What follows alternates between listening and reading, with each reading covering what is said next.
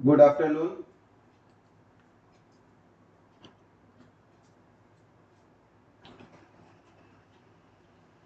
तो आज हम लोगों का सॉलिड स्टेट का लेक्चर नंबर 2 हो जाएगा। ऑडियो और वीडियो क्वालिटी सही है? एक बार सब लोग ओके टाइप कर दो ताकि हम लोग है ना क्लास स्टार्ट कर दें। सब कुछ ओके है? Very good.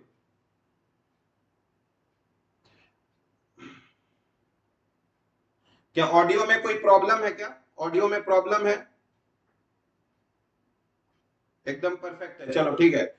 और तुम लोगों में से बहुत लोग जो है वो जो क्वेश्चन पूछ रहे हो, अभी ये टॉपिक खत्म नहीं हुआ है, तो आज के क्लास के बाद तुम्हारा सारा डाउट जो है वो क्लियर हो जाएगा। ठीक है, देखो पिछले क्लास में जो है वो हम लोग सॉलिड स्टेट स्टार्ट किए थे।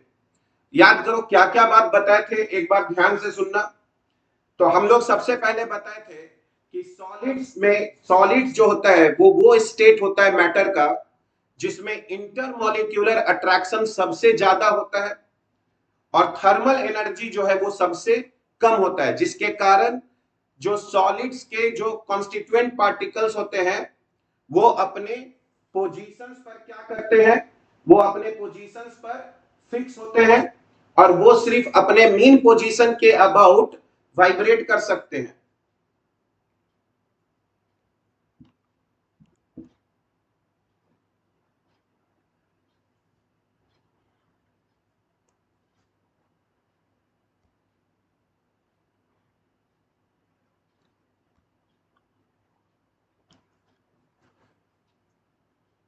अभी अभी ऑडियो वीडियो ठीक है तुम लोगों का?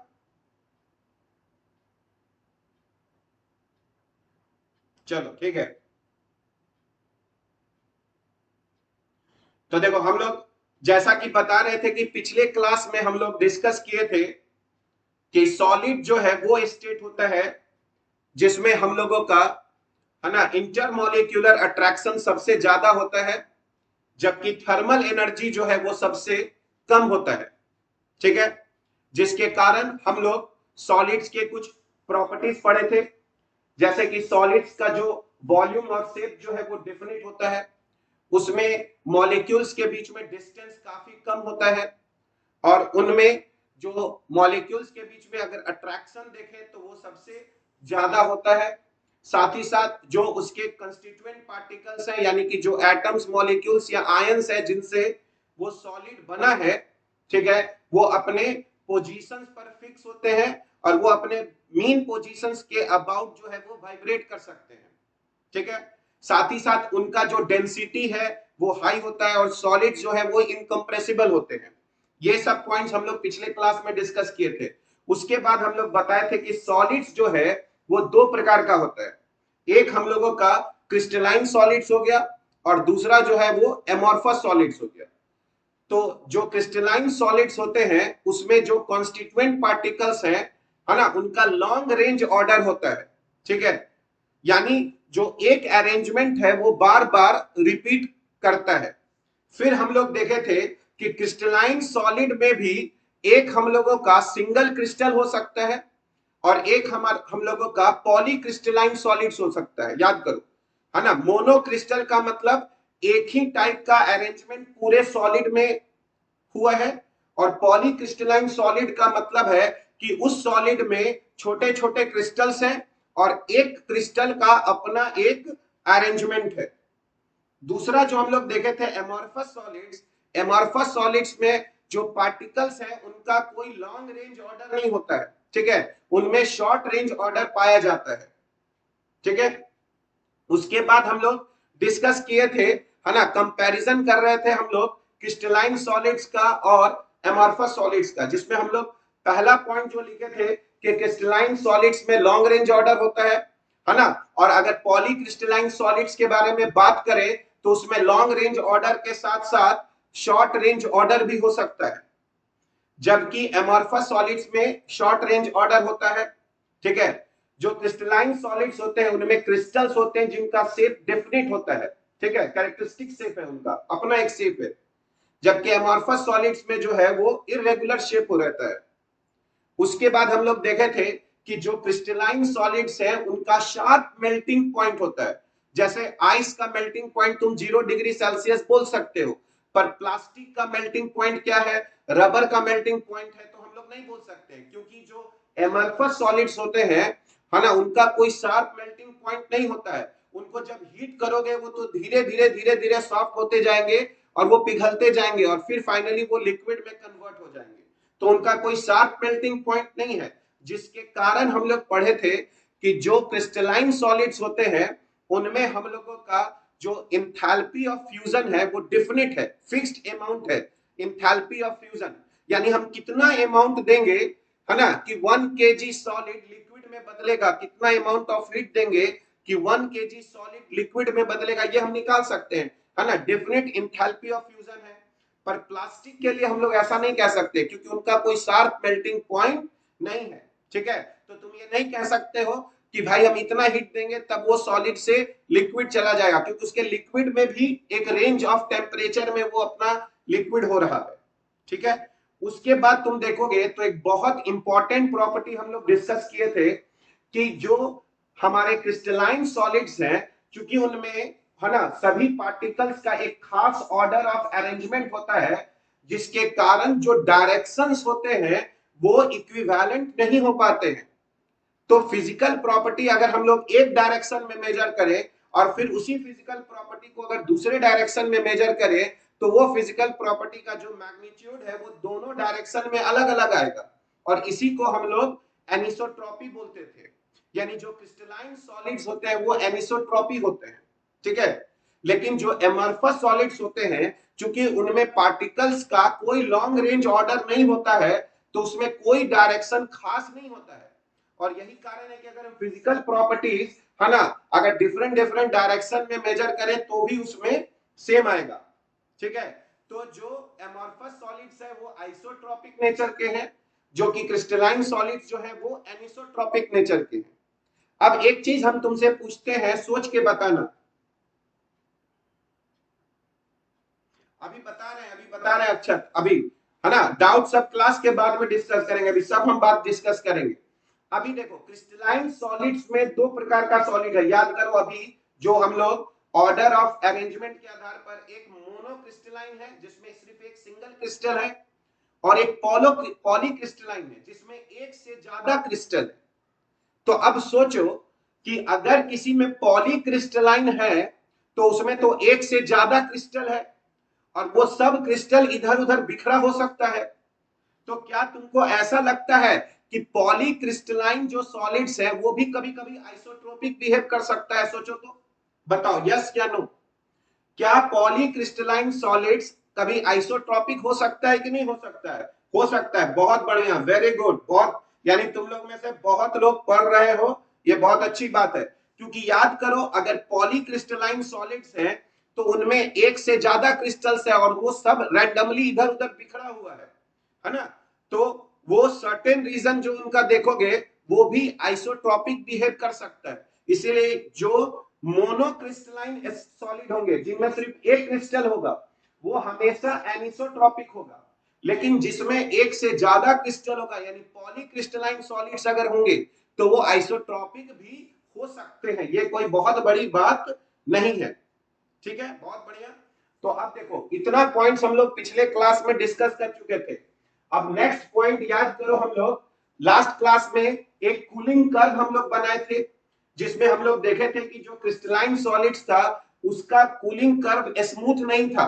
ठीक है, बीच बीच में स्ट्रेट लाइन मुड़ रहा था, जबकि एमॉर्फस सॉलिड्स का जो कूलिंग कर्व था वो एक कंटिन्यूअस कर्व था हम लोगों का।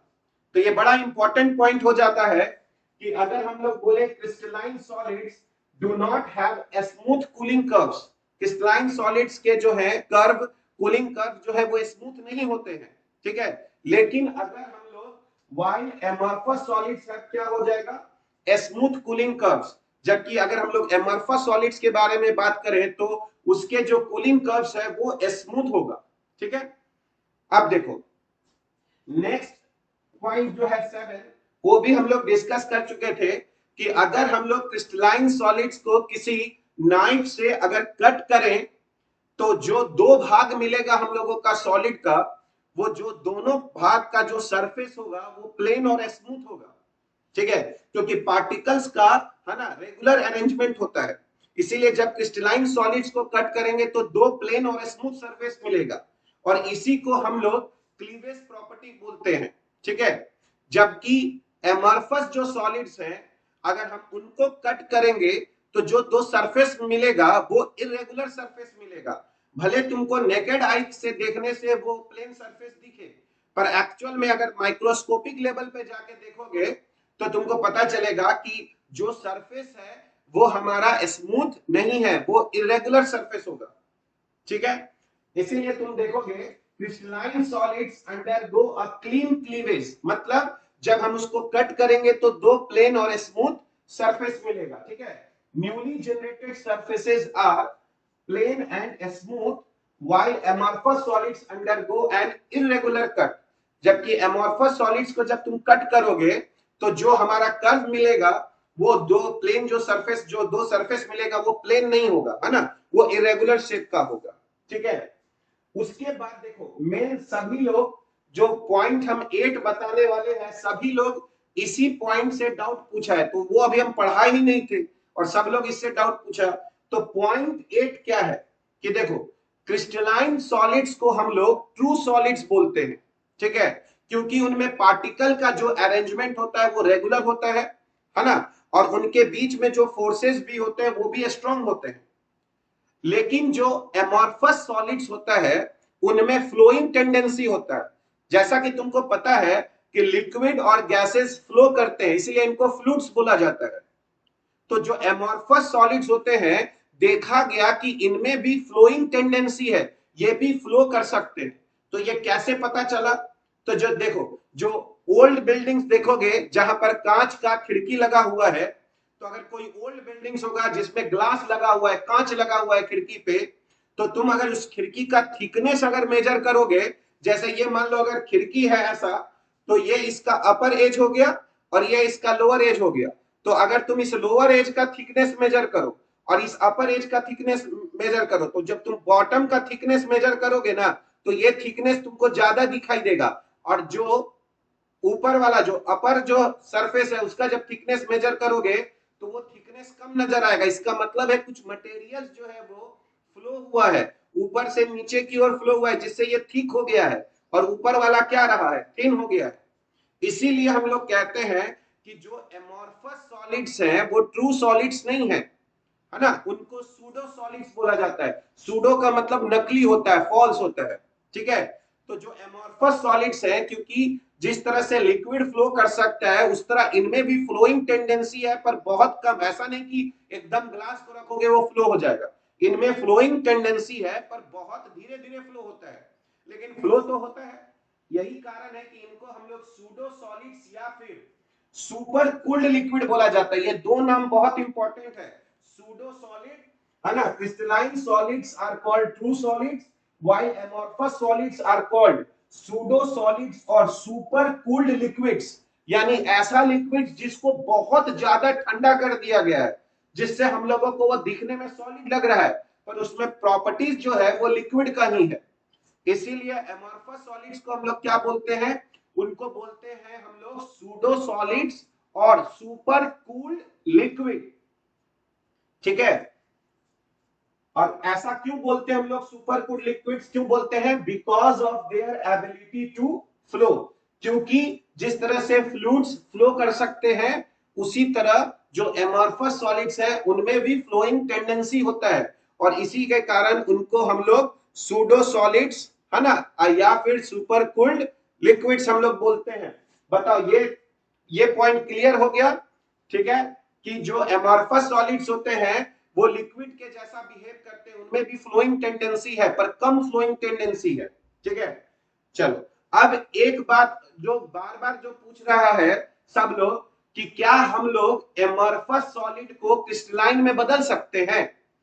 तो तुम एक बात करो, तुम सॉलिड को कब बनाते हो? सोचो सॉलिड कब बनता है? जब मेरे पास कोई लिक्विड होता है, यानी कोई मॉल्टेन स्टेट में, ठीक है। How they can flow explain, Prajwal Gupta, बाद में तुम चैट पे पूछना, हम अभी बताएंगे, है ना। जो 4 नंबर क्लियर नहीं है सर, 4 नंबर इसमें है ही नहीं, ठीक है। जिनको डाउट है चार्ट पे पूछोगे, चार्ट पे हम बताएंगे। नॉर्मल क्लासेस में किसी एक को डाउट होता है, चार्ट पे पूछोगे, सबको हम पर्सनल कॉल करके बताएंगे, ठीक है। तो अभी हम क्या बता रहे थे कि एमॉर्फस सॉलिड्स में भी फ्लोइंग टेंडेंसी होता है, ठीक है, जिस तरह से लिक्विड और गैसियस स्टेट में होता है, इसलिए उनको हम लोग सूडो सॉलिड्स और सुपरकूल्ड लिक्विड्स बोलते हैं, ठीक है। अब एक जो डाउट बार बार आ रहा था सब लोगों को कि क्या हम लोग एमॉर्फस सॉलिड को क्रिस्टलाइन सॉलिड में कन्वर्ट कर सकते हैं।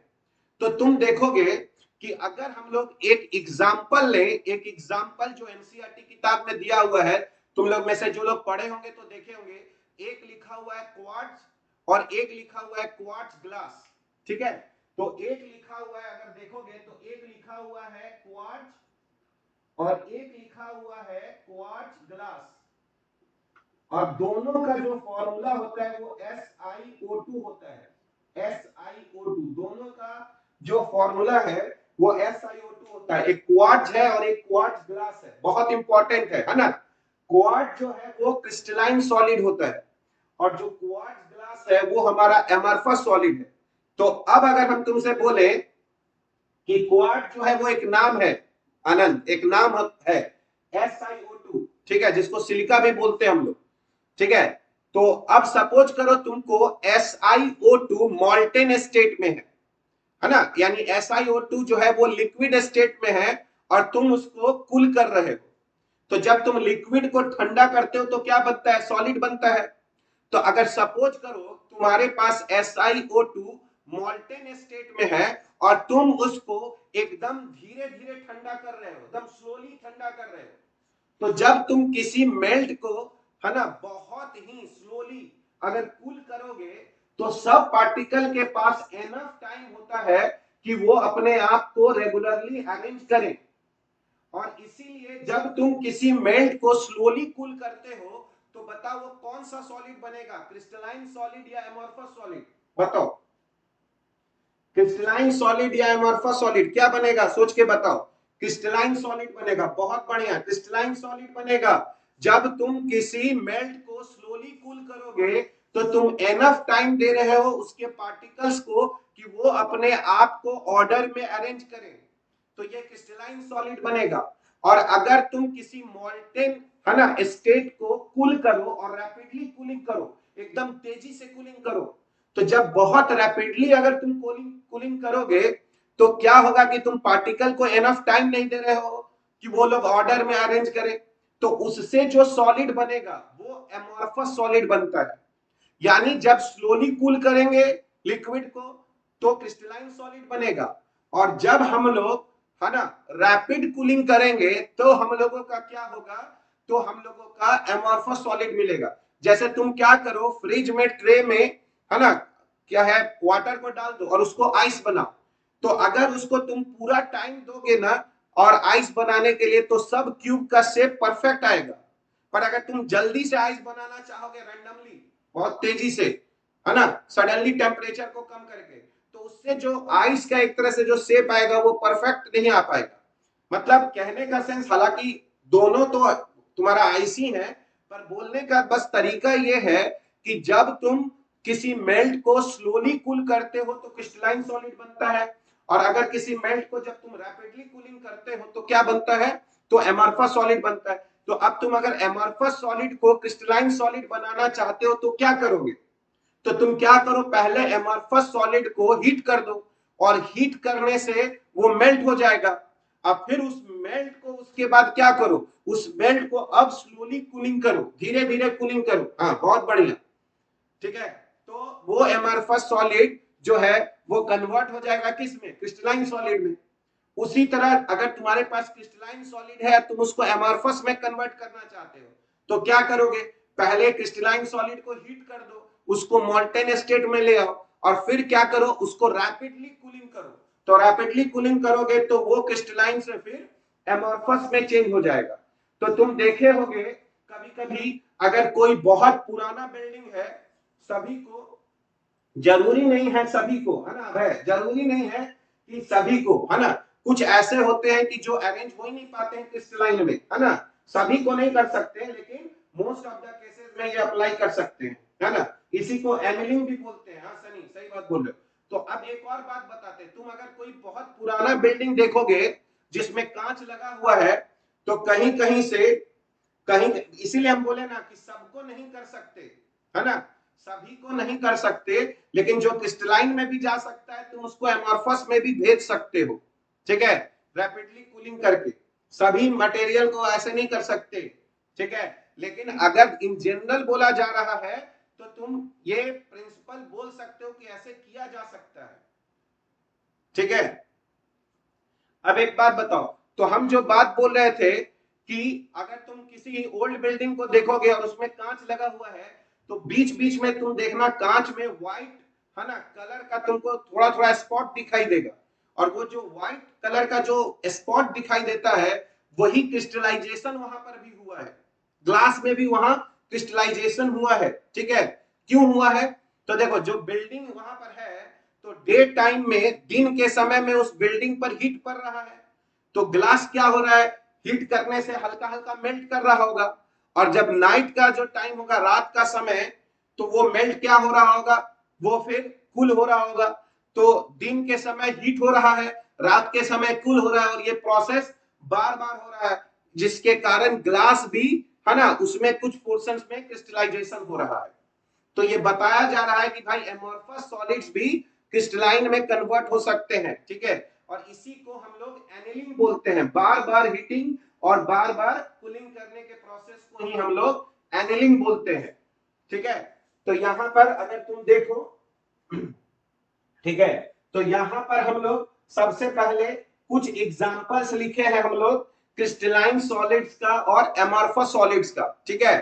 तो देखो, जितने भी तुम्हारे पास एलिमेंट्स हैं, ठीक है, जितने भी तुम्हारे पास एलिमेंट्स हैं, अगर तुम उनको सॉलिड स्टेट में बनाते हो तो वो तुम्हारे क्रिस्टलाइन सॉलिड्स होंगे, ठीक है।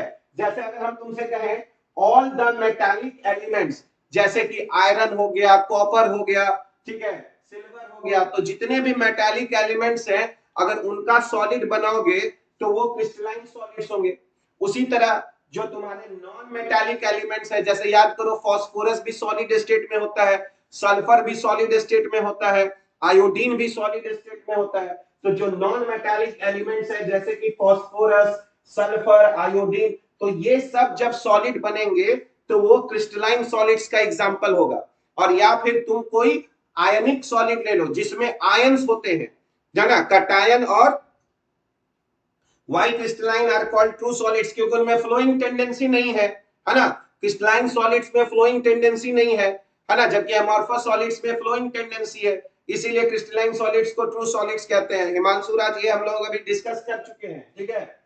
सोडियम क्लोराइड, देखो, जिसमें आयंस होंगे वो भी क्रिस्टलाइन सॉलिड्स होंगे, ठीक है, जैसे कि Na+ और Cl-। जिंक, है ना, Zn SO4, zinc sulphate, potassium nitrate, तो जितने भी आयनिक सॉलिड्स हो गए वो सब हमारे पास क्या हो गए, है ना, क्रिस्टलाइन सॉलिड्स हो गए।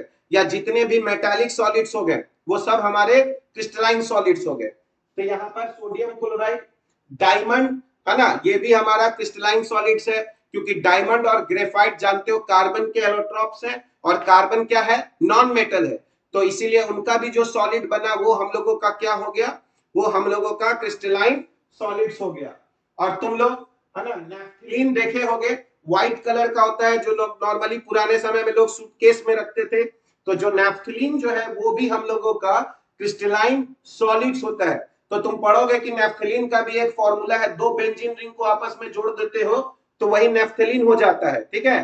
तो जिस कंपाउंड का फॉर्मूला तुमको दिमाग में आ रहा है तुम वो समझो कि वो क्रिस्टलाइन सॉलिड्स है। जैसे हम तुमसे बोले, है ना, कि मान लो मेरे पास पोटेशियम क्लोराइड है, तो समझोगे KCl है, तो सोचो कि वो, है ना, हमारा क्रिस्टलाइन सॉलिड्स है, ठीक है। नेफ्थलीन हो गया, बेंजोइक एसिड हो गया, फॉर्मूला है बेंजोइक एसिड का, है ना। उसी तरह अभी हम तुमको डिस्कस किए क्वार्ट, क्वार्ट, है ना, जिसको हम लोग SiO2 से रिप्रेजेंट करते हैं, तो क्वार्ट जो है वो क्रिस्टलाइन सॉलिड्स होता है, ठीक है। पोटेशियम नाइट्रेट, KNO3, ये सब हम लोगों का क्या है, क्रिस्टलाइन सॉलिड्स है, ठीक है। अच्छा, अब एक बात बताओ, एक बात बताओ, अगर हम तुमसे बोले कार्बन डाइऑक्साइड का क्या फॉर्मूला होता है, तो तुम लोग सब लोग बोलोगे कि कार्बन डाइऑक्साइड का फॉर्मूला CO2 होता है, कार्बन डाइऑक्साइड का फॉर्मूला CO2 होता है, ठीक है, CO2। और कार्बन डाइऑक्साइड याद करो मॉलिक्यूल है, ठीक है। और अगर हम तुमसे पूछे सिलिका, तो सिलिका को तुम बोलोगे कि उसका फॉर्मूला है SiO2, ठीक है, SiO2 सिलिका। अब एक बात हमको बताओ, अगर हम तुमसे बोलते हैं कि NaCl सोडियम क्लोराइड, तो क्या सोडियम क्लोराइड में एक Na प्लस है और एक Cl माइनस है? ऐसा तुम सोचते हो? सोडियम क्लोराइड सॉलिड में क्या एक Na प्लस और एक Cl माइनस है? नहीं, ऐसा नहीं है। हाँ, उसमें बहुत सारे Na प्लस और बहुत सारे Cl माइनस जो है वो आपस में क्या है, जुड़े हुए हैं। उसी तरह एक बहुत इंपॉर्टेंट पॉइंट है जिसको तुमको समझना है कि जब तुम सिलिका कहते हो ना, SiO2, है ना, ये हमेशा याद रखना, सिलिका जब बोलते हो SiO2, तो ये कोई मॉलिक्यूल नहीं है। SiO2 कोई मॉलिक्यूल नहीं है, ठीक है।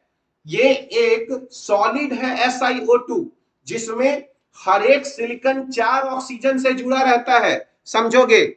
जिसमें हर एक सिलिकॉन जो है, हर एक सिलिकॉन जो है वो 4 ऑक्सीजन से जुड़ा रहता है, और फिर ये ऑक्सीजन, फिर सिलिकॉन, फिर उसी तरह ये 4 ऑक्सीजन से जुड़कर ये एक नेटवर्क स्ट्रक्चर बनाता है।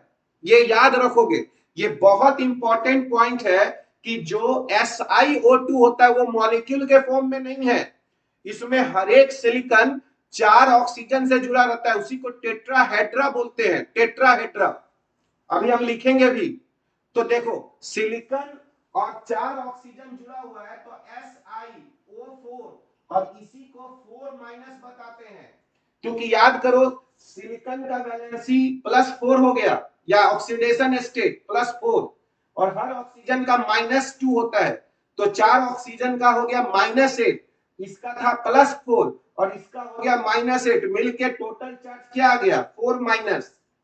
तो ये बहुत इंपॉर्टेंट पॉइंट है कि कोई बोलेगा क्वार्ट्ज का क्या स्ट्रक्चर है, तो क्वार्ट्ज का बोलोगे कि देखो भाई, क्वार्ट्ज का फॉर्मूला तो SiO2 होता है, लेकिन उसमें हर सिलिकॉन 4 ऑक्सीजन से जुड़ा रहता है, फिर ऑक्सीजन फिर सिलिकॉन से जुड़ा रहेगा, फिर सिलिकॉन वो 4 ऑक्सीजन से जुड़ा रहेगा।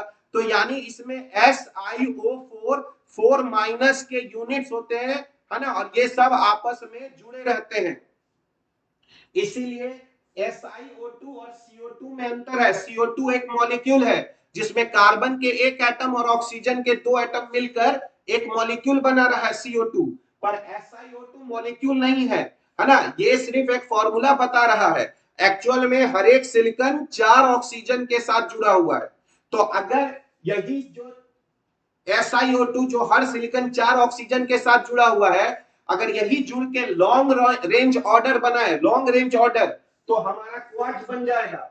लॉन्ग रेंज ऑर्डर बनाए तो क्वार्ट्ज बन जाएगा, और शॉर्ट रेंज अगर ऑर्डर बनाया तो क्वार्ट्ज ग्लास बन जाएगा। दोनों के लिए वही फॉर्मूला है, SiO4 4 माइनस। लेकिन लॉन्ग रेंज जुड़ा तो क्वार्ट्ज बना, क्रिस्टलाइन सॉलिड, और अगर शॉर्ट रेंज में जुड़ा तो क्वार्ट्ज ग्लास बना। ये बात याद रखना, है ना। तो मॉलिक्यूल के फॉर्म में तो SiO2 दिखाते हैं, पर वो है नहीं, ये बात को समझना है ना।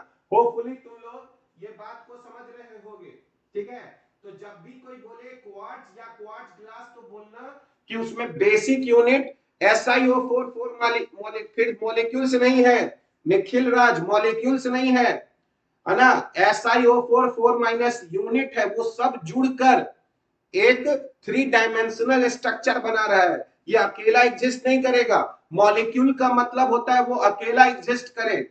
SiO4 4 माइनस कोई भी नेगेटिव चार्ज अकेला एग्जिस्ट नहीं करता है, इसलिए उसको मॉलिक्यूल मत बोलो। फिर से वही वाली बात, अभी एक बात बताओ, क्या NaCl में एक ही Na प्लस है ना? ये रेशियो बता रहा है बाबू, है ना, ये रेशियो बता रहा है कि SiO2 का मॉलिक्यूल कोई मॉलिक्यूल नहीं है ना। अगर तुमसे हम पूछे, तुम नाम सुने होंगे ना, Al2O3 है ना, तो ये भी जो सॉलिड बनाता है उसमें Al3 प्लस और ऑक्साइड O2 माइनस है। तो ये सिर्फ अरेंजमेंट दिखाता है, ये रेशियो बताता है कि ये 2:3 रेशियो में है है ना, SiO2 में बता रहा है 1:2 रेशियो में है। ठीक है, हाँ, क्या आवाज नहीं आ रहा है क्या श्रेयांश, आवाज नहीं आ रहा है प्रॉपर, परफेक्ट है वॉइस? हाँ, तो जिनका दिक्कत है उनको देखोगे साउंड सिस्टम, हम तुमको बताए ना कि कोई अगर लिखता है कि कुछ प्रॉब्लम आ रहा है तो तुम लोग बाकी लोग उसको लिख दो कि नहीं प्रॉब्लम नहीं है ना, तब तक दिक्कत नहीं है। वाह वेरी गुड, सही बात है। चलो, तो ये बात समझ में आ गया कि कौन कौन क्रिस्टलाइन सॉलिड्स होंगे, जो मेटालिक सॉलिड्स होंगे, जो नॉन मेटालिक सॉलिड्स होंगे, जो आयनिक सॉलिड्स होंगे, है ना, ये सब जो है ये हम लोगों का, ठीक है, क्रिस्टलाइन सॉलिड्स होगा। जिसका फॉर्मूला तुमको दिमाग में आ गया वो क्रिस्टलाइन सॉलिड्स है। इधर से ऑडियो वीडियो एकदम ठीक है, हम 300 Mbps तक का स्पीड लिए हुए हैं, तो यहां से ना सारा वीडियो का क्वालिटी एकदम ठीक रहेगा, कहीं लैग नहीं होगा, है ना। मेरे पास 300 Mbps पे हम लोग क्लास लेते हैं, इसलिए इधर से कोई दिक्कत नहीं है वीडियो क्वालिटी में, ठीक है। अब देखो, अगर हम एग्जांपल्स में देखें एमॉर्फस सॉलिड्स का एग्जांपल अगर देखें, एमॉर्फस सॉलिड्स, तो अभी हम एक एमॉर्फस सॉलिड्स तुमको बता दिए, क्वार्ट्ज ग्लास, है ना, जिसमें SiO4 4 माइनस, है ना, शॉर्ट रेंज ऑर्डर में रहेगा क्वार्ट्ज ग्लास। उसी तरह उसको फॉर्मूला अगर बताना होगा तो SiO2 लिखेंगे, लेकिन जब पूछेगा कि कौन सा यूनिट जुड़ा रहता है तो कहेंगे SiO4 4 माइनस, ठीक है। उसके बाद देखो रबर, रबर जो है वो एमॉर्फस सॉलिड हो गया। उसके बाद प्लास्टिक जो है वो भी हमारा एमॉर्फस सॉलिड हो गया। और जो तुमको हाई मास के जो पॉलीमर्स दिखाई देंगे, पॉलीमर्स, वो सब जो है वो हम लोग एमॉर्फस सॉलिड में रखते हैं पॉलीमर्स को। जैसे कि याद करो टेफ्लॉन, टेफ्लॉन एक पॉलीमर है ना, हम लोग को 12th में पढ़ना है टेफ्लॉन। पॉलीयूरिथेन, पॉलीयूरिथेन भी पॉलीमर है। पॉली वर्ड दिख रहा है तो पॉलीमर हो गया, पॉलीविनाइल क्लोराइड ये भी पॉलीमर है। उसी तरह से देखोगे सेलोफेन ये भी पॉलीमर होता है, ठीक है तुम्हारा, ठीक है। फाइबर ग्लास, देखो फाइबर ग्लास, ग्लास लग गया तो ये भी हमारा पॉलीमर हो गया, ये भी एक तरह से मतलब हमारा एमॉर्फस सॉलिड्स हो गया। तो एमॉर्फस सॉलिड्स में किसको कहोगे, ग्लास हो गया, प्लास्टिक हो गया, रबर्स हो गया, पॉलीमर्स हो गया, ये सब हमारे एमॉर्फस सॉलिड्स में आ जाएंगे, ठीक है। यहां तक कोई दिक्कत नहीं होना चाहिए, यहां तक अब सारा बात समझ में आ गया है। क्रिस्टलाइन सॉलिड ओपेक होता है क्या, देखो क्रिस्टलाइन सॉलिड बहुत प्रकार का होगा, अभी अभी हम लोग पढ़ेंगे। जो मेटालिक सॉलिड होगा उनमें शाइनिंग प्रॉपर्टीज होगा, बाकी सब में ओपेक नेचर भी हो सकता है। ग्रेफाइट में क्या शाइनिंग प्रॉपर्टीज तो नहीं है, लेकिन ग्रेफाइट भी क्रिस्टलाइन सॉलिड है, ठीक है। रिफ्रैक्टिव इंडेक्स एक प्रॉपर्टी होता है साहिल, है ना, रिफ्रैक्टिव इंडेक्स एक प्रॉपर्टी है, ऐसा नहीं कि उसको क्रिस्टलाइन सॉलिड का वो प्रॉपर्टी है, ठीक है। क्रिस्टलाइन सॉलिड रिफ्रैक्टिव इंडेक्स पे नहीं डिपेंड करेगा, रिफ्रैक्टिव इंडेक्स एक प्रॉपर्टी है, ठीक है।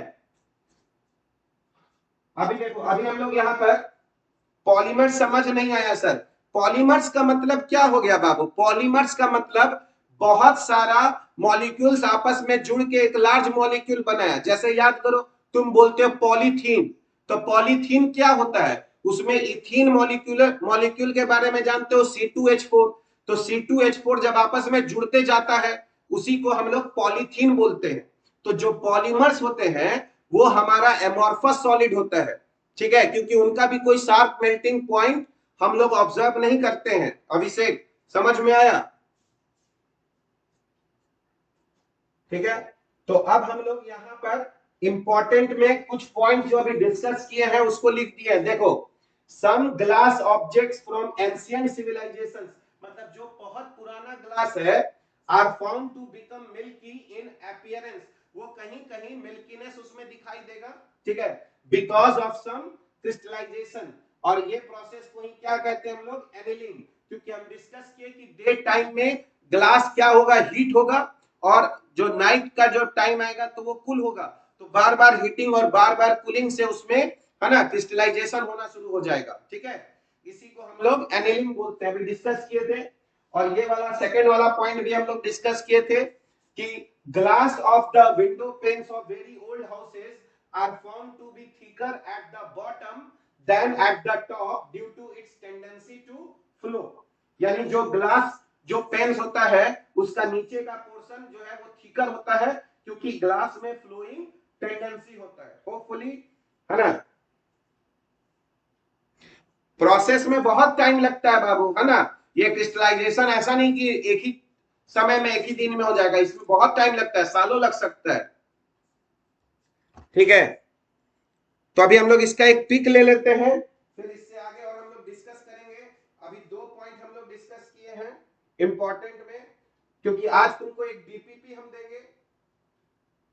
ठीक है, और इस पिछले 2 क्लासेस में जो भी हम पढ़ाए हैं उस डीपीपी को तुम सॉल्व करोगे। ठीक है,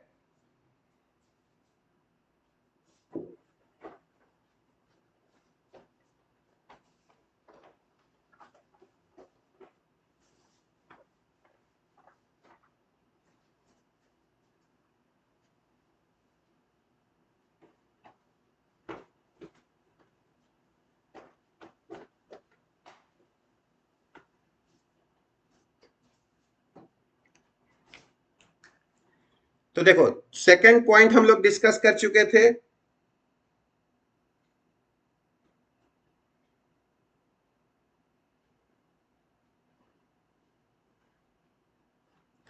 अब देखो जो क्वार्ट्ज वाला बात है वो भी हम लिख देते हैं क्वार्ट्ज में। ठीक है, क्या हम तुमको बताए थे कि इन क्वार्ट्ज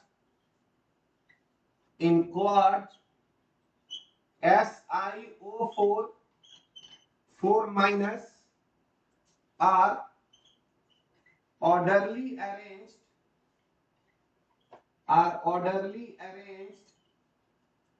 ठीक है, while in quartz glass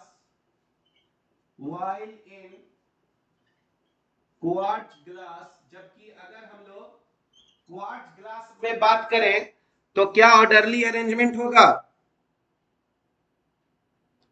और पिक नहीं देते हैं। वीडियो 1 का देखोगे चैट में हम डाल दिए हैं, अंकुश चेक कर लो बाबू।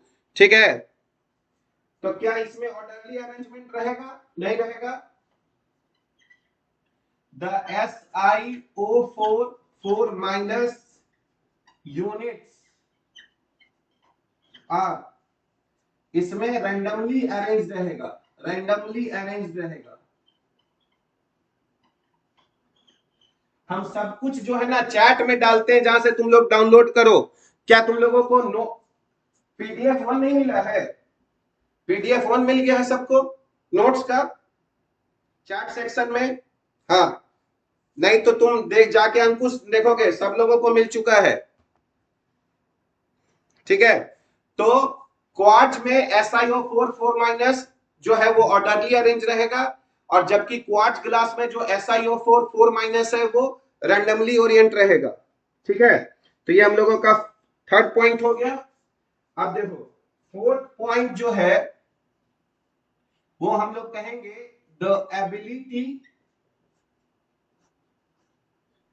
Ability of a given substance to assume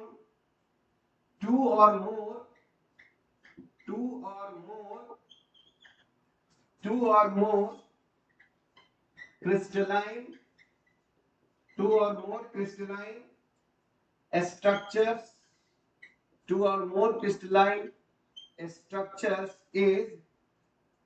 is called polymorphism।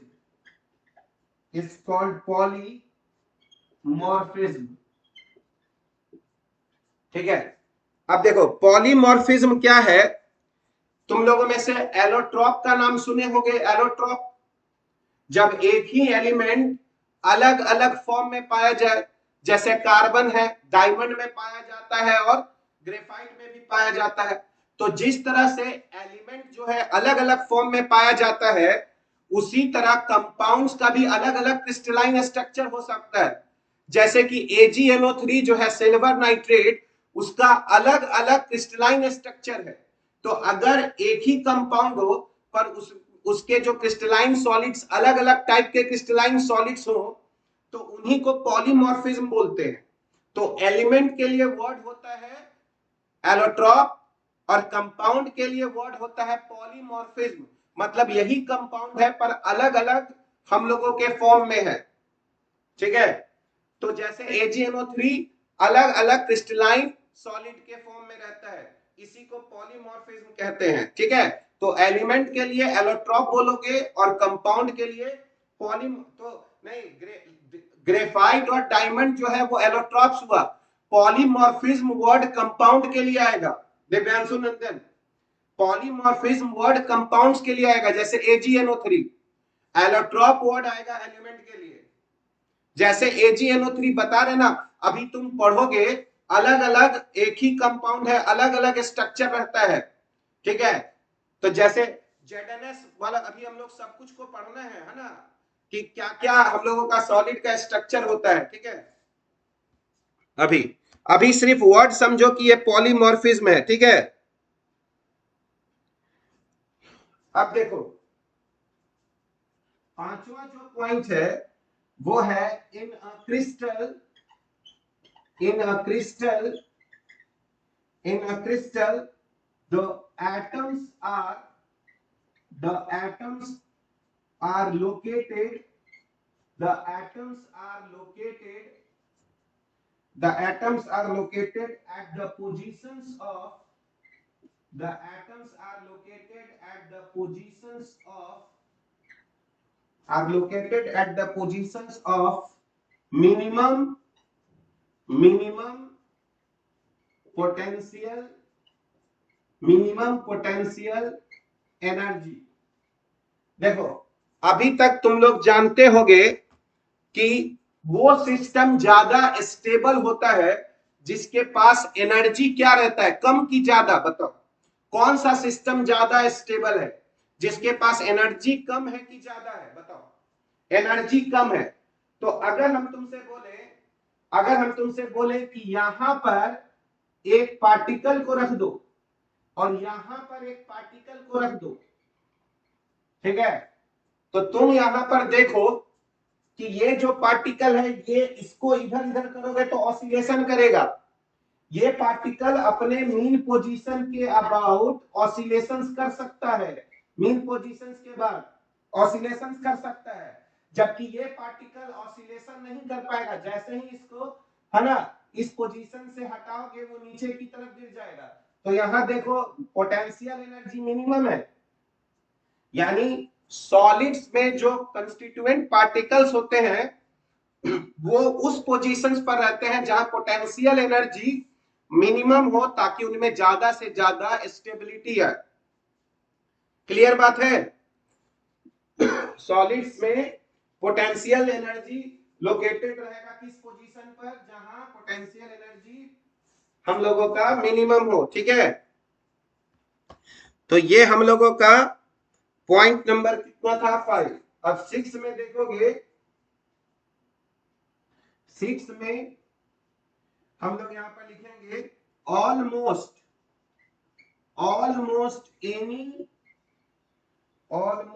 Any substance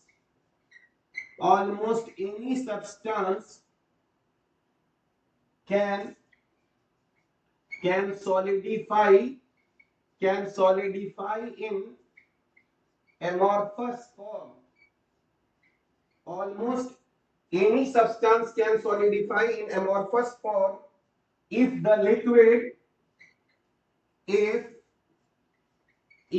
liquid बताओ amorphous form में हमको लगाना है तो क्या करना पड़ेगा? रैपिड कूलिंग करना पड़ेगा कि स्लो कूलिंग करना होगा?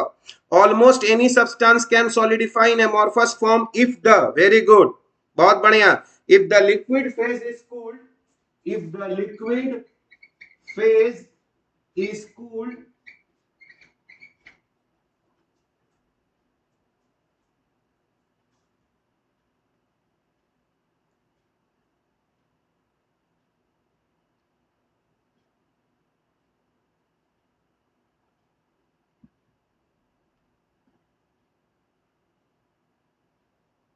if the liquid phase is cooled rapidly enough,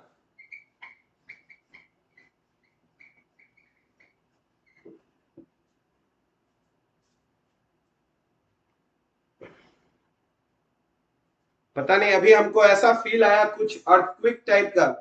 तुम लोगों को पता नहीं महसूस हुआ या नहीं, मतलब ऐसे ही क्या जबरदस्ती कुछ आया होगा इंट्यूशन, हम कुछ ऐसा हिलने लगा, ऐसा कुछ हुआ नहीं ना? चलो ठीक।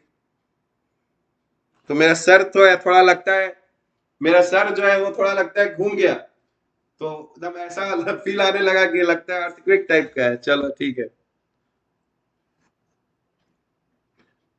ठीक है, तो ये हम लोगों का नेक्स्ट पॉइंट हो गया कि almost any substance can solidify. ठीक है, almost any substance can solidify, है ना, इन एन एमॉर्फस फॉर्म। ठीक है, if the liquid phase is cooled rapidly enough. ठीक है, अब देखो नेक्स्ट पॉइंट जो है हम लोगों का 7। तुम लोग एक बहुत फेमस आजकल वर्ड हो रहा है जो तुम लोग सुनोगे, जो है सोलर पैनल।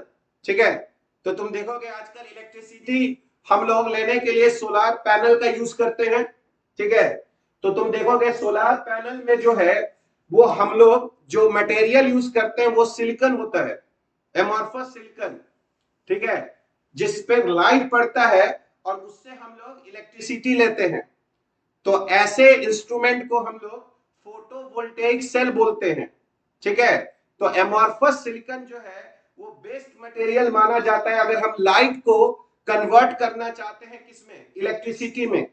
ठीक है, और इसी को फोटोवोल्टेइक सेल ऐसे इंस्ट्रूमेंट को बोलते हैं हम लोग। ठीक है, तो हम लोग यहां पर बोलेंगे जो एमॉर्फस सिलिकॉन है, एमॉर्फस एमॉर्फस जो सिलिकॉन है वो हम लोगों का है is the best material, is the best material. ये सब ऑब्जेक्टिव में पूछा जाता है। ठीक है, is the best material for converting sunlight into for converting into sunlight into electricity. और ऐसे इंस्ट्रूमेंट को हम लोग फोटोवोल्टेइक सेल भी बोल सकते हैं, फोटोवोल्टेइक सेल भी बोल सकते हैं। उसमें भी हम लोग एमॉर्फस सिलिकॉन का हम लोग यूज करते हैं।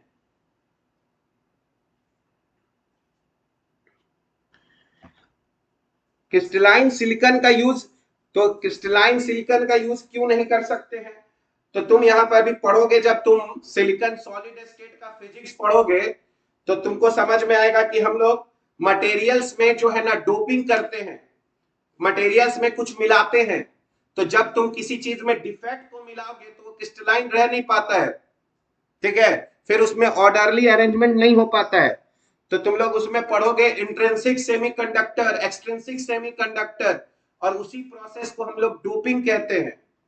तो जो प्योर सिलिकॉन होगा ना उसमें बहुत ज्यादा तुम इलेक्ट्रिकल कंडक्टिविटी नहीं कर पाओगे, है ना, उसमें हम लोग को कुछ मटेरियल मिलाना पड़ता है ना, और वही अमोर्फस हो जाता है। ठीक है,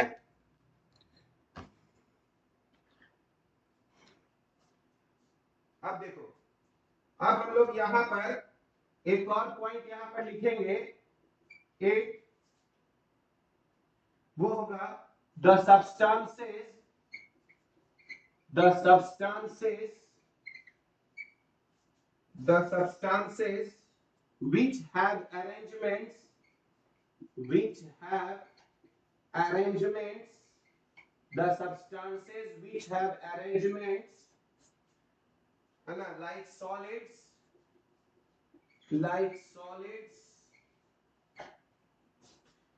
है ना, but freedom of motion but freedom freedom of motion freedom of motion like liquids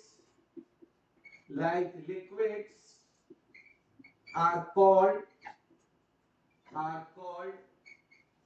liquid crystals are called liquid crystals। देखो तुम लोगों में से सब लोग एक नाम सुना होगा, एलसीडी। एलसीडी सब लोग एक नाम सुना होगा, एलसीडी। एलसीडी पैनल होता है, एलसीडी टीवी, है ना। तो एलसीडी का जो फुल फॉर्म होता है वो होता है लिक्विड क्रिस्टल डिस्प्ले, है ना। लिक्विड क्रिस्टल डिस्प्ले, हाँ बहुत बढ़िया। तो अब देखो, अब इसका क्या, थोड़ा सा ये बड़ा इंटरेस्टिंग चीज है ना, और इसको हम लोग समझते हैं। तो देखो, नॉर्मली क्या होता है कि जब तुम किसी सॉलिड को जब हीट करते हो तो वो किस में कन्वर्ट हो जाता है? जब किसी सॉलिड को हम लोग हीट देते हैं तो वो किस में कन्वर्ट हो जाता है बताओ? लिक्विड में कन्वर्ट हो जाता है, ठीक है। जैसे अगर आइस को हम लोग हीट करें तो आइस कन्वर्ट हो जाएगा वाटर में और हमको एक क्लियर सॉल्यूशन मिलेगा, यानी एक क्लियर चीज मिलेगा, वाटर। क्लियर चीज मिलेगा वाटर हम लोगों को, ठीक है। जब हम लोग सॉलिड को हीट किए तो वो लिक्विड में कन्वर्ट हो गया, ठीक है। लेकिन देखो, कुछ ऐसे सॉलिड्स हैं, कुछ ऐसे सॉलिड्स हैं जिनको जब तुम हीट करते हो ना तो वो लिक्विड कन्वर्ट होने से पहले एक और स्टेट में जाता है, उसी को लिक्विड क्रिस्टल बोलते हैं। और उसमें जो होता है उसमें वो ना सॉलिड रहता है ना लिक्विड रहता है, उन दोनों के बीच का प्रॉपर्टीज होता है। और उसमें वो हैजीनेस रहेगा, तुमको बहुत साफ जो है वो लिक्विड वहां पर नहीं दिखाई देगा, हैजीनेस दिखाई देगा। सॉलिड और लिक्विड के बीच में एक ऐसा स्टेट आता है जहां पर उसका प्रॉपर्टीज जो है वो कुछ सॉलिड के जैसा है, मतलब पार्टिकल्स का जो है वो ऑर्डरली अरेंजमेंट है, लेकिन पार्टिकल्स फ्लो भी कर सकता है, फ्लोइंग टेंडेंसी भी आ गया। यानी कुछ ऐसे सब्सटेंस है जिनको जब हम हीट करते हैं और सॉलिड से लिक्विड में लेके जाते हैं तो क्लियर सॉल्यूशन देने से पहले एक टर्बिड लुकिंग लिक्विड यानी हैजीनेस, यानी पूरा क्लियर, है ना, तुमको, है ना, नहीं मिलेगा, वैसा एक फॉर्म में आते हैं। इसको कभी कभी कुछ लोग फोर्थ स्टेट ऑफ मैटर भी बोलते हैं, ठीक है। तो जो ऐसे सब्सटेंस होते हैं, है ना, उन्हीं को हम लोग लिक्विड क्रिस्टल्स बोलते हैं। और इनमें काफी बढ़िया ऑप्टिकल प्रॉपर्टीज होता है, यानी जब तुम लाइट को भेजोगे, है ना, इन पार्टिकल से, तो कुछ जगह वो लाइट को ब्लॉक कर देंगे, कुछ जगह वो लाइट को पास होने देते हैं। तो हमको जहां लाइट ब्लॉक चाहिए वो भी हमको मिल सकता है, और हमको जो लाइट पास कराना है वो भी मिल सकता है। इसलिए इसको हम लोग डिस्प्ले में यूज करते हैं, लिक्विड क्रिस्टल। तो लिक्विड क्रिस्टल के बारे में, है ना, एक सवाल पूछेगा कि एक ऐसा सब्सटेंस, जैसे कौन है लिक्विड क्रिस्टल, बताते हैं अभी, ठीक है। जैसा कोई पूछेगा कि कोई एक ऐसा सब्सटेंस है जिसको जब हम लोग हीट किए तो एक टर्बिड लुकिंग लिक्विड बनाया और बाद में हीट किए तो क्लियर सॉल्यूशन बना दिया, लिक्विड में चला गया, ठीक है। तो वैसे सब्सटेंस को हम लोग लिक्विड क्रिस्टल कहते हैं। तो नॉर्मली जो प्रोटीन्स होते हैं वो हम लोगों के, है ना, कुछ पॉलीमर्स जो है वो हम लोगों के लिक्विड क्रिस्टल्स होते हैं। पर अगर एक लिक्विड क्रिस्टल का अगर हम लोग बात, है ना, कहा जाए तो एक लिक्विड क्रिस्टल से तुम लोगों का एग्जाम्पल अगर हम लोग यहां पर ले एक लिक्विड क्रिस्टल का, तो वो है तुम्हारा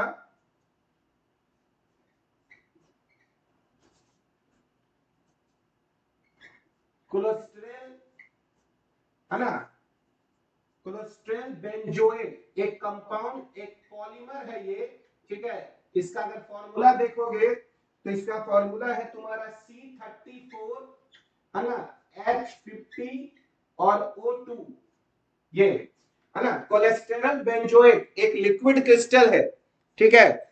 C34H10 और O2, ठीक है। तो जब तुम इसको हीट करोगे ना तो ये एक टर्बिड लुकिंग लिक्विड बनाएगा, टर्बिड, है ना, लिक्विड बनाएगा। और कहां पर हीट करोगे तो किस टेम्परेचर पे? तो सॉलिड को अगर हीट करोगे तुम अगर करीब 145 डिग्री सेल्सियस पे, 145 डिग्री सेल्सियस पे, तो ये टर्बिड लिक्विड बनाएगा। और इसी को अगर हीट कर दोगे है ना, तुम्हारा टेम्परेचर जो है 179 डिग्री, 179 डिग्री सेल्सियस, तो ये तुम्हारा यहाँ क्लियर लिक्विड दे देगा, क्लियर लिक्विड दे देगा। तो इसी को हम लोग, है ना, जो कोलेस्ट्रॉल क्रिस्टल बेंजोएट है, इसी को हम लोग कह सकते हैं एक, यही नहीं, बहुत सारा है आनंद, है ना। लिक्विड लिक्विड क्रिस्टल और सॉलिड सूडो सॉलिड्स में क्या अंतर है? सूडो सॉलिड्स जो है तुम्हारा वो एमॉर्फस सॉलिड है, उनमें फ्लोइंग टेंडेंसी है पर ऑर्डर अरेंजमेंट नहीं है पार्टिकल्स का। लेकिन लिक्विड क्रिस्टल में पार्टिकल्स ऑर्डरली अरेंज है और साथ ही साथ फ्लोइंग टेंडेंसी है। समझ गए? तो ये जो है ये हम लोगों को समझे तुम आकाश, ठीक है। तो एमॉर्फस सॉलिड से वो अलग होगा क्योंकि एमॉर्फस सॉलिड में रैंडमली अरेंजमेंट है, मतलब शॉर्ट रेंज ऑर्डर है, जबकि यहां ऑर्डरली अरेंजमेंट है पर पार्टिकल्स में फ्लोइंग टेंडेंसी है, ठीक है।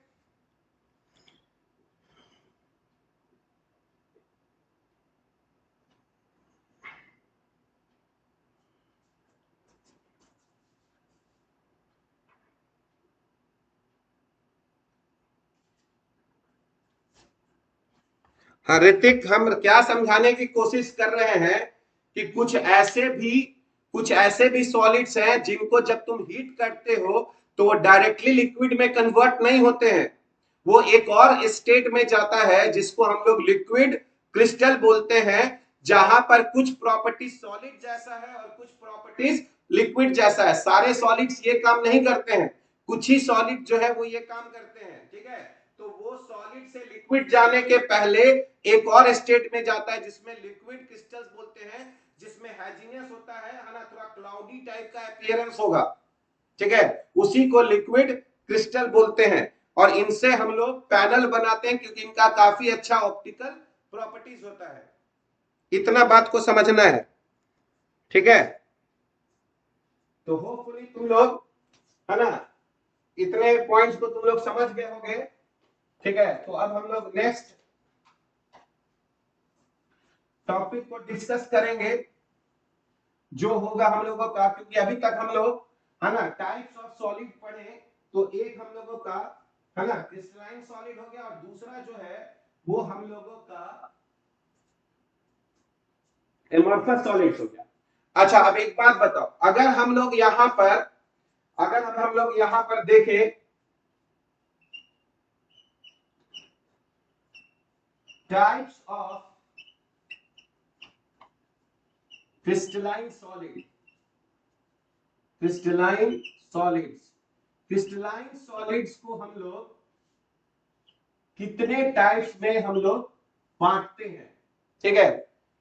तो क्रिस्टलाइन सॉलिड्स में पार्टिकल्स के बीच में किस ढंग का अट्रैक्शन है, यानी उनके बीच किस ढंग का बॉन्डिंग हो रहा है, इसके आधार पर हम लोग जो क्रिस्टलाइन सॉलिड्स है उसको हम लोग चार भाग में बांट रहे हैं। यानी नेचर ऑफ बॉन्डिंग के आधार पर हम लोग क्रिस्टलाइन सॉलिड्स को 4 टाइप में हम लोग डिवाइड कर रहे हैं।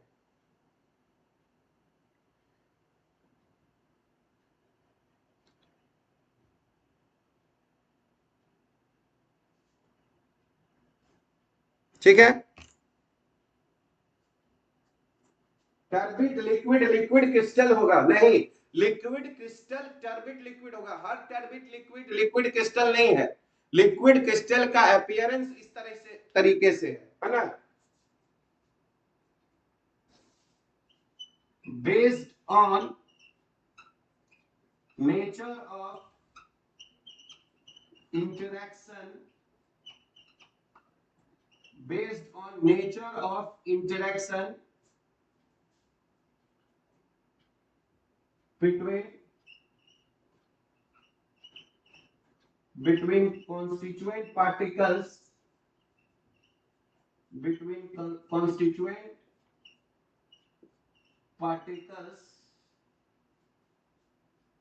देखो शायद अब तुम लोगों को लग रहा होगा कि बहुत लोग काहे नहीं लाइव क्लास लेते हैं, ठीक है। तो होता क्या है ना कि जब हम लोग ऑफलाइन क्लास में पढ़ते हैं तो थोड़ा टीचर के भय से कभी कभी कोई डाउट नहीं भी पूछते हैं, है ना। लेकिन ऑफलाइन क्लास में क्या होता है, ऑनलाइन क्लास में क्या होता है कि जिसको जो मतलब है वो पूछ दे रहा है, कुछ भी हो सकता है, सिलेबस का हो नहीं हो। अब यहाँ पे तो पर्सनली सामने में कोई है नहीं कि उसको बोल दे भाई ये क्या पूछ रहे हो, है ना, बेकार का सवाल है। ठीक है, यहाँ पे तो इसीलिए क्या ना, हम लोग रिकॉर्डेड सब लोग दे देता है कि बाबू देख लो, बाद में जो तुमको पूछना होगा वो पूछना, है ना। लाइव क्लास में यही है, यही चीज है, हर बात यहाँ डिस्कस करना है। किसी कोई नहीं बोल सकते पूछ दिया, कोई कुछ भी पूछ दिया। मान लो वो सो गया बीच में क्लास में, पढ़ते पढ़ते फिर उठा, ओ सर ही बोल दिए, पूछ लिया क्या होता है सर ही बता दीजिए, है ना। अब हमको तो नहीं ना पता है, तो पर फिर भी मोस्टली हम लोग क्या करते हैं, कोई और ऐसा डाउट हो गया, सो गए और डाउट हो गया, तो चैट पे भी पूछ सकते हो, कोई दिक्कत नहीं है। ठीक है, तो based on nature of interaction, एकदम देवांशु रंजन, हम लोग ऑफलाइन ही करेंगे बाबू, हम लोग ऑफलाइन पढ़ाना ज्यादा बेहतर, है ना, लगता है ना। क्लास में खराब लगता है, क्या खराब लगता है, कुछ भी पूछ सकते हो। ठीक है, based on nature of interaction between constituent particles, हाँ बहुत अच्छा बात है, based on nature of interaction between constituent particles. ठीक है, crystalline solids, crystalline solids can be divided into four types, चार भाग में इसको हम लोग बांट सकते हैं।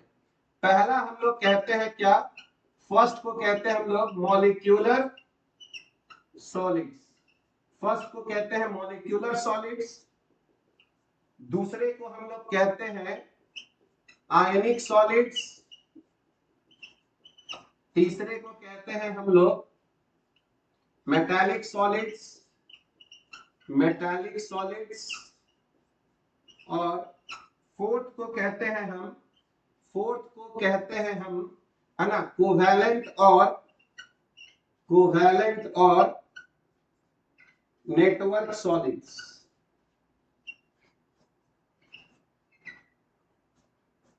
चलो अच्छा है, तुम लोग अच्छा मानते हो, तो और ऐसा मेहनत करने के लिए होता है ना।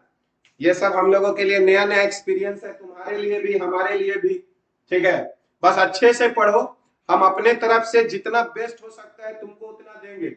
ऐप पर भी जो डाउट हो सकता है पूछना, एकदम देंगे हम लोग। एनसीईआरटी का सारा जो क्वेश्चंस है उसका हम लोग सॉल्यूशन जो है वो चैट में डालेंगे, है ना। जितने भी टेक्स्ट क्वेश्चन है सबका सॉल्यूशन कर करके हम लोग, हाँ ऑब्वियसली ऑफलाइन क्लास ज्यादा बढ़िया है, पर जो अभी अवेलेबल है उसी में हम लोगों को बेस्ट देना है ना।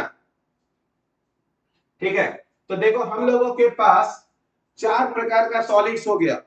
एक हो गया मॉलिक्यूलर सॉलिड्स, तो इसमें जो नाम है उसी में तुमको बताएगा कि वो किससे मिलकर बना है। जैसे याद करो मॉलिक्यूलर सॉलिड्स, तो मॉलिक्यूलर सॉलिड्स किससे मिलकर बनेगा, ठीक है, मॉलिक्यूल से मिलकर बनेगा।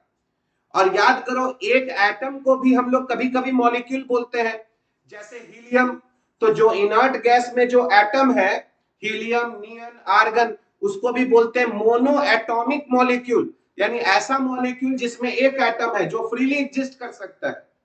यानी मॉलिक्यूलर सॉलिड्स में जो कॉन्स्टिट्यूएंट पार्टिकल्स होंगे वो मॉलिक्यूल्स होंगे, पर वो मॉलिक्यूल्स में कभी कभी एटम्स भी हो सकते हैं। कौन से एटम, इनर्ट गैस के एटम्स, क्योंकि उनको भी हम लोग मॉलिक्यूल बोलते हैं, है ना। हीलियम, नियन, आर्गन को हम लोग मोनो एटॉमिक मॉलिक्यूल बोलते हैं। बताओ ऐसा बात है कि नहीं बात है, यस। ठीक है, तो मॉलिक्यूलर सॉलिड्स के जो कॉन्स्टिट्यूएंट पार्टिकल्स होंगे वो मॉलिक्यूल्स होंगे। ठीक है, और एक बात बताओ आयनिक्स, तो अब एक चीज हम लोग पढ़े हैं, है ना, जो लोग भी 11th हमसे पढ़ा है, दोनों बैच में हम तुमको वंडरवाल फोर्सेस, लंदन फोर्सेस, इन सब के बारे में हम लोग बताए हैं। ठीक है, तो याद करोगे तो हम तुमको बताए हैं मॉलिक्यूल जो है वो कैसे एक दूसरे को अट्रैक्ट करेगा, मॉलिक्यूल्स कैसे अट्रैक्ट करता है एक दूसरे को। तो हम बताए हैं कि मॉलिक्यूल्स जो है वो पहले डाइपोल बनता है, और तब जब मॉलिक्यूल्स डाइपोल बन जाता है तब वो एक डाइपोल दूसरे डाइपोल को अट्रैक्ट करता है। अगर तुम लोग को याद होगा तो जैसे हम तुमको बोले आयोडीन, पहले हम समझा देते हैं। आयोडीन याद करो I2 होता है, आयोडीन का स्ट्रक्चर I2 होता है। ठीक है, और याद करो, हाँ बहुत बढ़िया देवांशु नंदन। देखो I2 दोनों आयोडीन है, तो याद करो दोनों एटम का इलेक्ट्रोनिगेटिविटी सेम है। तो जब दोनों एटम का इलेक्ट्रोनिगेटिविटी सेम है तो कोई इलेक्ट्रॉन को ज्यादा नहीं खींच रहा है। इसका मतलब ये हुआ कि यहाँ डेल्टा प्लस और डेल्टा माइनस नहीं है। ऐसे ही मॉलिक्यूल को याद करो हम लोग नॉन पोलर मॉलिक्यूल बोलते हैं, नॉन पोलर, ठीक है। और जिस मॉलिक्यूल में डाइपोल होता है उसको पोलर बोलते हैं, याद करो HCl। तो HCl जो है वो पोलर मॉलिक्यूल है। पोलर मॉलिक्यूल का मतलब हुआ कि इसमें दो डिफरेंट एटम के बीच में बॉन्ड बन रहा है, तो याद करो यहाँ डेल्टा प्लस और डेल्टा माइनस आ जाएगा, ठीक है। तो ऐसे को हम लोग पोलर बोलेंगे, ये हमारा नॉन पोलर हो गया, ठीक है। हाँ, और याद करो जब हाइड्रोजन फ्लोरीन से, ऑक्सीजन से या नाइट्रोजन से जुड़ता है तो भी एक डाइपोल बनता है, और वो डाइपोल का स्ट्रेंथ और ज्यादा होता है जब हाइड्रोजन जुड़ जाए किसके साथ, फ्लोरीन, है ना, फ्लोरीन ऑक्सीजन और नाइट्रोजन के साथ जब जुड़ता है तो याद करो हम यहां पर बताए थे कि जो नॉन पोलर मॉलिक्यूल होता है उसमें पहले से डाइपोल नहीं होता है, लेकिन अचानक से उसके अंदर कुछ फेनोमेना होगा जिससे उसके अंदर डाइपोल क्रिएट हो जाएगा, और इसी को हम लोग इंस्टेंटेनियस डाइपोल बोलते हैं। यानी इसमें भी अचानक से एक डाइपोल क्रिएट होगा, डेल्टा प्लस और डेल्टा माइनस, इसी को इंस्टेंटेनियस डाइपोल बोलेंगे। और याद करो ऐसा ही कोई दूसरा मॉलिक्यूल भी रहा होगा आयोडीन का, और यहां पर भी डेल्टा, है ना, सपोज करो प्लस है और डेल्टा माइनस है, और अब ये दोनों देखो, ये दोनों मॉलिक्यूल के बीच में अट्रैक्शन होना शुरू हो जाएगा, तो इसको इंस्टेंटेनियस डाइपोल बोलेंगे और इसको इंड्यूस्ड डाइपोल बोलेंगे। यानी दो मॉलिक्यूल तभी एक दूसरे को अट्रैक्ट करता है जब उसके अंदर डाइपोल होता है। अगर डाइपोल नहीं है तो पहले क्रिएट होगा, और जब एक में क्रिएट होगा तो वो दूसरे में भी उसको ला देगा, उसी को इंडक्शन बोलते हैं। और इस ढंग के ही फोर्स को याद करो वीक डिस्पर्सन फोर्स या लंदन फोर्स बोलते हैं, है ना। दो ऐसा डाइपोल जो परमानेंट नहीं था, टेम्पोररी डाइपोल था, तो ऐसे फोर्स को है ना, वीक डिस्पर्सन फोर्स या फिर लंदन फोर्स बोलते हैं। समझ जाओगे बात, ये तुम लोगों को हम पढ़ा चुके हैं, है ना। और यहाँ पर देखो, यहाँ पर HCl का अगर हम लोग एक दूसरा मॉलिक्यूल रखेंगे तो डेल्टा प्लस डेल्टा माइनस होगा, तो इसमें डाइपोल डाइपोल अट्रैक्शन होता है।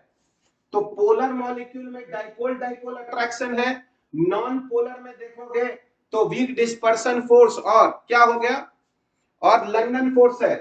और जबकि याद करो अगर हाइड्रोजन जुड़ा हो फ्लोरीन ऑक्सीजन और नाइट्रोजन से तो इसमें भी हम लोगों का डाइपोल डाइपोल फोर्स है, इसमें भी हम लोगों का डाइपोल डाइपोल ही फोर्स है।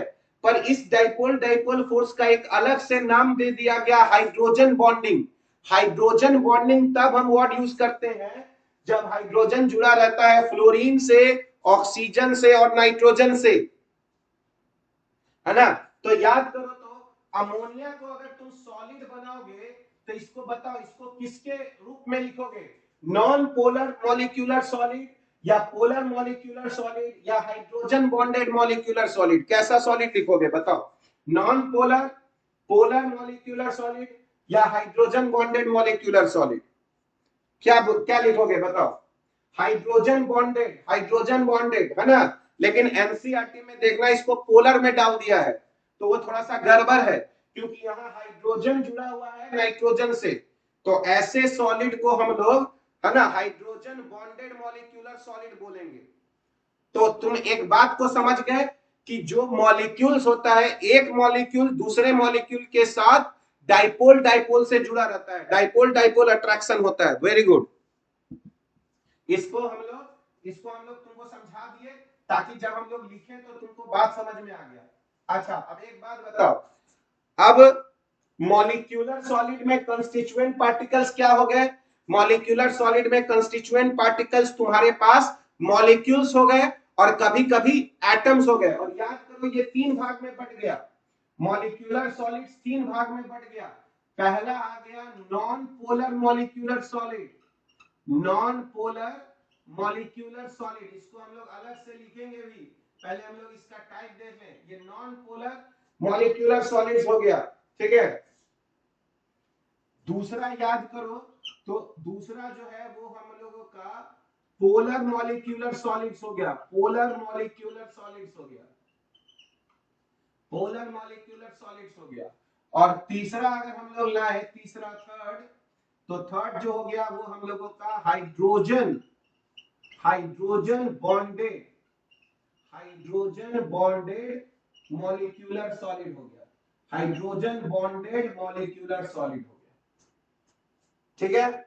तो मॉलिक्यूलर सॉलिड तीन प्रकार का हो गया, नॉन पोलर जिसमें दोनों एटम सेम हो, पोलर जिसमें अलग अलग डिफरेंट डिफरेंट एटम्स के बीच में हो, और तीसरा हाइड्रोजन बॉन्डेड जिसमें हाइड्रोजन फ्लोरीन ऑक्सीजन और नाइट्रोजन के साथ जुड़ा हुआ हो।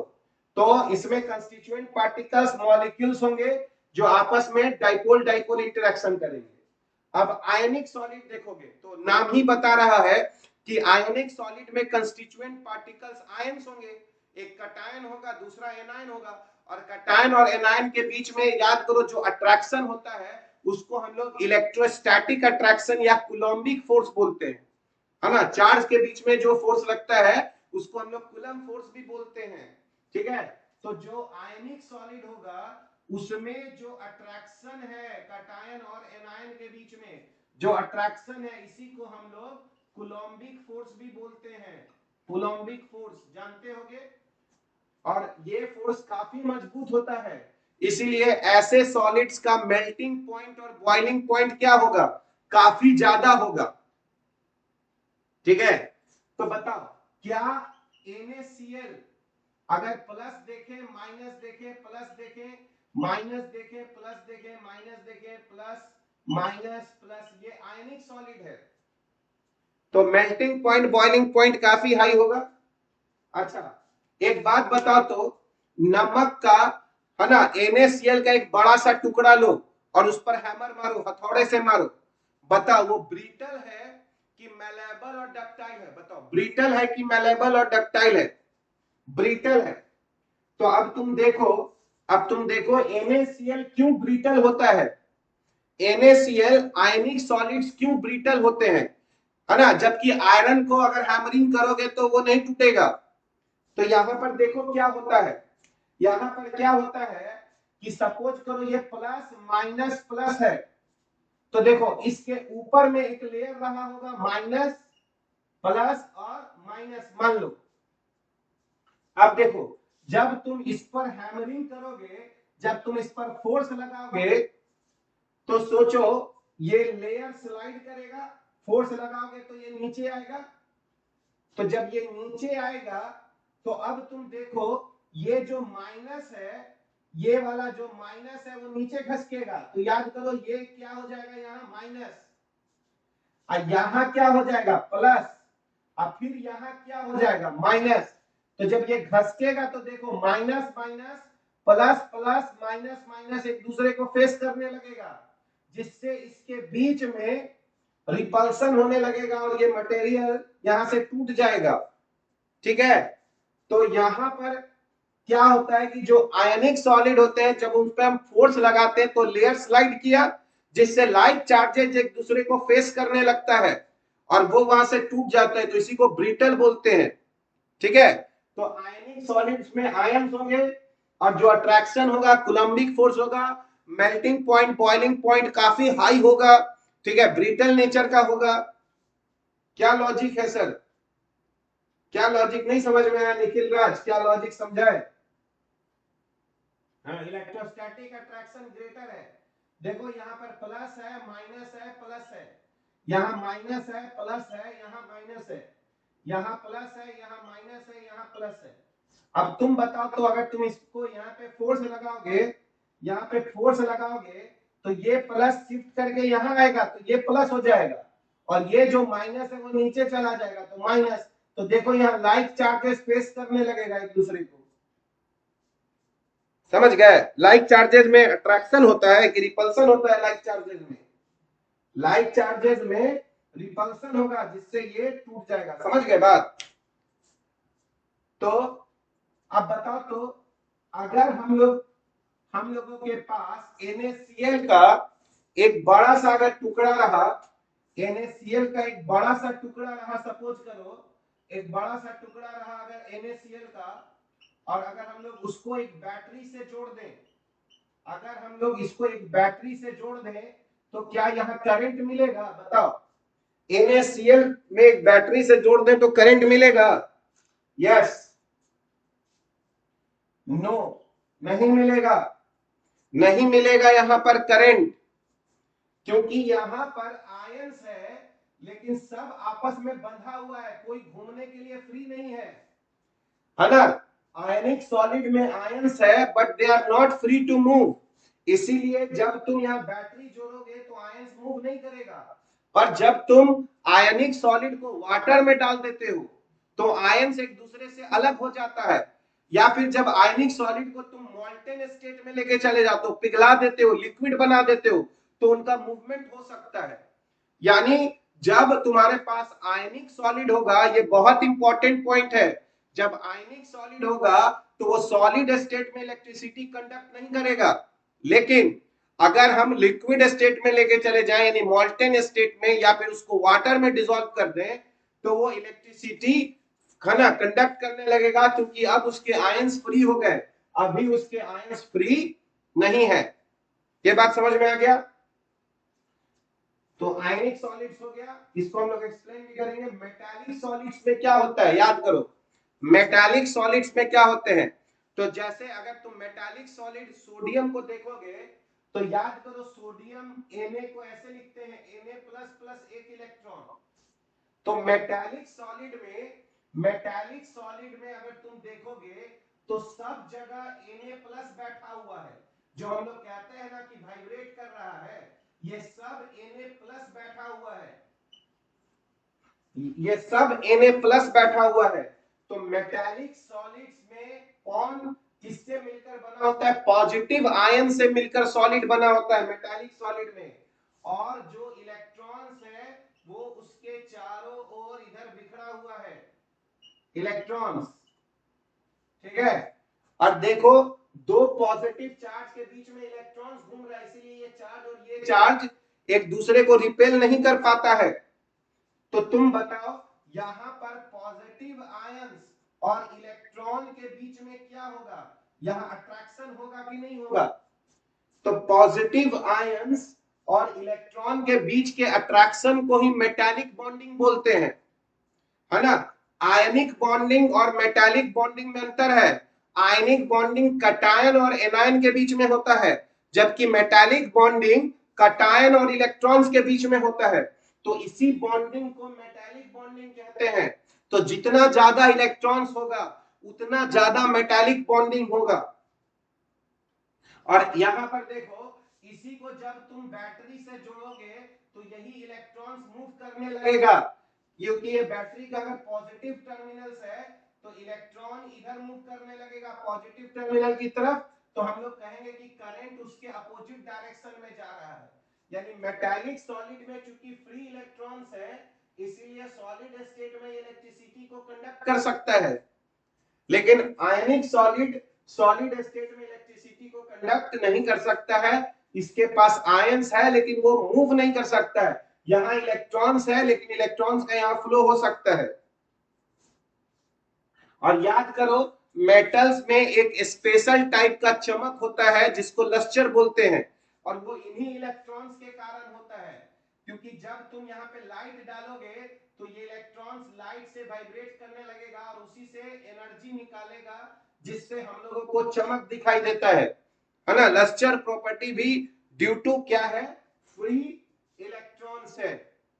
और अब देखो, जो मेटल्स होते हैं, जो मेटालिक सॉलिड होते हैं, वो मेलेबल और डक्टाइल होते हैं, मतलब उनको तो सर बट बॉन्डिंग है तो इलेक्ट्रॉन फ्री कैसे है?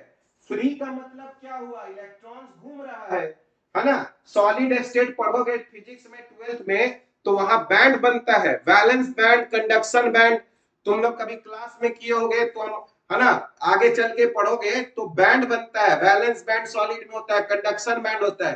फ्री इलेक्ट्रॉन्स का मतलब कि वो उस पर किसी एक का अधिकार नहीं है, वो पूरा चारों तरफ घूम रहा है, इसका मतलब ये होता है। ठीक है, फ्री इलेक्ट्रॉन का मतलब एक पे अधिकार नहीं है, सब जो है एक दूसरे के साथ अट्रैक्शन कर रहा है एक तरह से, समझ गए। आखिर करंट करंट बहाना चाहेंगे तो इलेक्ट्रॉन्स का मूवमेंट तो है ना। हाँ, अच्छा अब एक बात बताओ, अगर हम इस आयनिक सॉलिड पे फोर्स लगाए, तो ये जब मेटालिक सॉलिड पे फोर्स लगाएंगे तो यहां पर क्या था, पॉजिटिव आयंस पे लगाएंगे तो शिफ्ट करेगा, यहां तो सब कौन है, पॉजिटिव आयंस ही है, तो अगर शिफ्ट भी करेगा तो पॉजिटिव किससे रिप्लेस होगा, पॉजिटिव से रिप्लेस होगा, और इलेक्ट्रॉन्स दो पॉजिटिव को आपस में लड़ने नहीं देगा, क्योंकि उसके बीच में इलेक्ट्रॉन्स आ जाएगा, लड़ाई करना चाहेगा, इलेक्ट्रॉन्स आके उन दोनों का लड़ाई को सुलझा देगा, इसीलिए ये टूटता नहीं है। और बोलते हैं कि जो मेटालिक सॉलिड्स हैं वो मेलेबल और डक्टाइल होते हैं, क्योंकि जब तुम उन पे हैमरिंग करते हो तो पॉजिटिव आयन से रिप्लेस हो गया, लेकिन यहां जब हैमरिंग करोगे तो पॉजिटिव आयन आयनिक सॉलिड में निगेटिव आयन से रिप्लेस होता है। बात को समझे, तो जो मेटालिक सॉलिड्स होता है वो हमारा मेलेबल और डक्टाइल होता है, इलेक्ट्रिसिटी कंडक्ट कर सकता है सॉलिड स्टेट में, और इनका भी मेल्टिंग पॉइंट और बॉइलिंग पॉइंट क्या होता है, काफी ज्यादा होता है। ठीक है, चलो बहुत बढ़िया। अच्छा अब एक बात बताओ, धन्यवाद। कोवेलेंट और नेटवर्क सॉलिड्स, तो जैसा कि हम तुमको बताए कि मॉलिक्यूलर सॉलिड्स में मॉलिक्यूल्स रहते हैं, डाइपोल डाइपोल फोर्सेस है, आयनिक सॉलिड्स में आयंस है और कूलम्बिक फोर्स है, मेटालिक सॉलिड में पॉजिटिव आयंस है और इलेक्ट्रॉन्स है और उनके बीच अट्रैक्शन है, जिसको हम लोग मेटालिक बॉन्डिंग कहते हैं। और अब जो कोवैलेंट और नेटवर्क सॉलिड है ये एटम से मिलकर बने होते हैं, ये बहुत इंपॉर्टेंट पॉइंट है कि जो कोवैलेंट और नेटवर्क सॉलिड होता है वो एटम से मिलकर बना होता है, और उनके बीच में क्या होता है, एटम्स के बीच में कोवैलेंट बॉन्डिंग होता है। जैसे याद करो डायमंड, तो डायमंड में क्या होता है कि हर एक कार्बन चार कार्बन से जुड़ा रहता है, और फिर ये कार्बन फिर से चार कार्बन से जुड़ा हुआ है, इसी तरीके से जो है डायमंड जो है वो थ्री डायमेंशनल स्ट्रक्चर बनाना शुरू करता है, तो ये थ्री डायमेंशनल होता है, इसीलिए इसको नेटवर्क सॉलिड बोला जाता है, इसका नेटवर्क तगड़ा होता है। Sharing of electron not attraction, हाँ यहाँ प्रॉपर कोवैलेंट बॉन्ड बनता है, और यही यहाँ पर इसी के कारण हम लोग कहते हैं कि जो डायमंड है वो सबसे ज्यादा हम लोग क्या मानते हैं इसको, है ना, इसमें बहुत ही टफनेस है, क्योंकि इसमें स्ट्रॉन्ग कोवैलेंट बॉन्ड्स होते हैं डायमंड में।